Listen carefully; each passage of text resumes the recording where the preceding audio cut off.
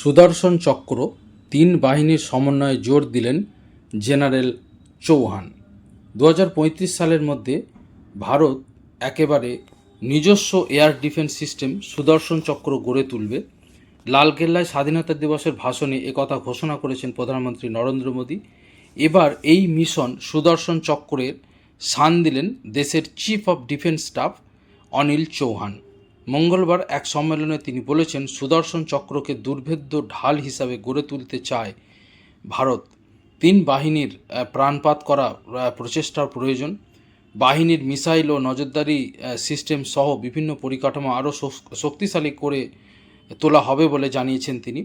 General চৌহানের পরামর্শ, ভারতের সুদর্শন চক্রকে সব আবহাওয়ায় ব্যবহারযোগ্য ইসরায়েলের আয়রন ডোমের মতো শক্তিশালী এয়ার ডিফেন্স সিস্টেম হিসাবে গড়ে তোলা দরকার।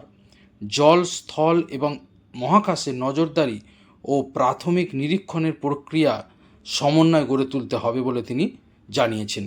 তো আমরা এখানে জানি সুদর্শন চক্র এর আগে যেটা S-400 রাশিয়া থেকে ভারত কিনেছিল, একটি দুর্ভেদ্য বর্ম।